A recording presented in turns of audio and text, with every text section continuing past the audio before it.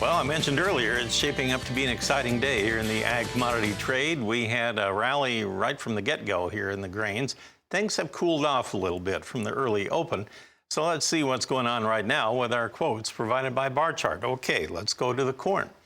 On the July corn, we are now at $5.76 per bushel. That's about 4 cents from our earlier high this morning. And it's 11 cents from our overnight low. So it's kind of in between there. We're now about, we'll call it 9.5 cents higher for now. And December corn, the new crop contract now 3 3/4 higher at 5.08. Gotta love allergies in the spring. Okay, now let's take a look at our soybean market. And currently on the soybean trade, we have the July contract at 14.03 3/4.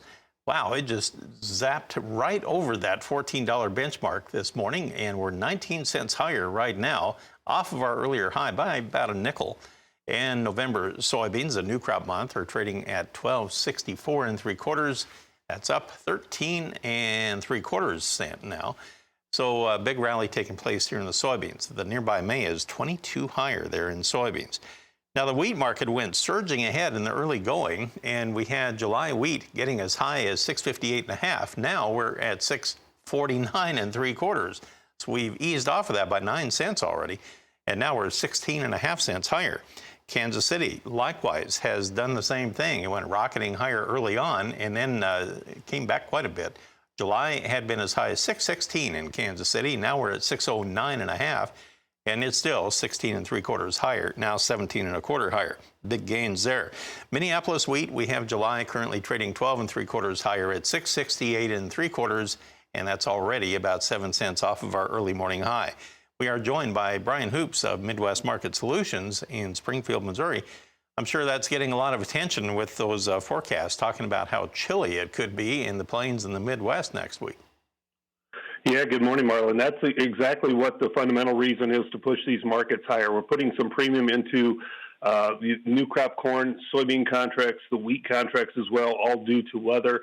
It is very cold and chilly, maybe a little too early to be planting some of the crop. And if we don't get it, the crop in the ground real quickly and have it germinated, we could start pushing the pollination period back into the heat of the summer, and that's not what the trade wants to see. So we're putting that incentive, that premium, into the marketplace to encourage farmers to try and plant and go ahead and put this crop in the ground.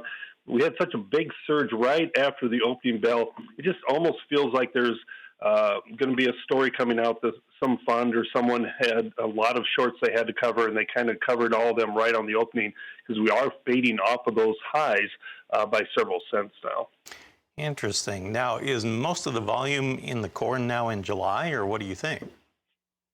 Yeah, in the last 2 weeks of this month here, and that's kind of the position we're in, we'll see all this volume roll out of the May and into the July. Cash basis is certainly tight, and we have this inverted market by about 15 cents. Very unusual to see that. Normally we have a carry in the market, but the fact that we don't is, just a real bullish sign for old crop futures. But, the funds that we talk about, they'll start to move out of May into July over the next couple of weeks before they look at first notice day against those May contracts. So is it realistic to think that there could be some freeze damage in the wheat crop? I don't think it's gotten that cold here recently. We had, about 3 weeks ago, had that cold snap, and it's going to take some time to really determine how much damage was caused. We should be able to start to see it now as the crop is growing and maturing. We'll be able to see if there was actual frost damage. So we probably don't know yet for certain, but eventually that is going to show up if that was the case. Well, we showed where the corn had some strong gains today. The crude oil is helping to support the cause. West Texas Intermediate crude has May futures now $1.40 higher at $61.58 per barrel, almost on the high of the day. We'll come back and look at our livestock trade with Brian Hoops right after this.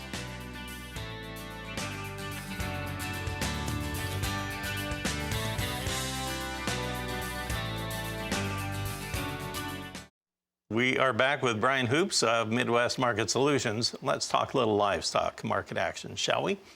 Brian, what do you think is going to happen on the cash cattle market here this week? Last I heard, we had maybe some asking prices around 125. But we had a sell-off in the futures for a couple of days there. Is that going to alter your thought process on that?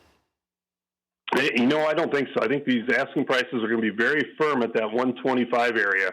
I do think that, the feedlots want some additional cash for their inventory. Not likely to take a significant less than last week. Certainly, that's that 121 and up range.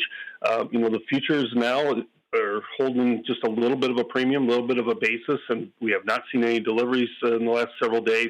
I think these futures are fairly priced right for this current cash market, but with the big packer margins that they have, they want to keep these kills moving. They're expecting over 650,000 head killed this week.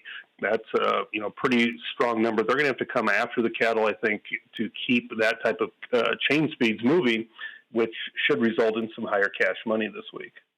Well, we do have the June live cattle trading just a nickel higher at 120.97. That's a $0.50 off of our earlier high this morning. So at one point they had some good strength. Kind of fading now, similar to what we're seeing in the grains.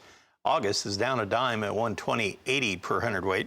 Over on the feeder cattle side, well, on the feeders, of course, you can expect they're feeling some pressure from the higher corn. And you have the May feeders currently 97 lower. We're at 146.35 per hundredweight. And that would be about 85 cents off of our earlier high this morning. The deferreds August on out are over $1 lower. Meanwhile, on the lean hogs, and our quotes provided by bar chart here, we have the nearbys stronger. May lean hogs are 47 higher. We're at 105.40 per hundred, and that's off our earlier high by about 80 or 82 cents. We have June now 37 higher, and the deferreds July and August just a smidge lower. Very technical term there, down 7 cents on July as we speak. Well, Brian, thank you for the time this morning. Brian Hoops of Midwest Market Solutions joining us. Janet, I'll turn it back to you.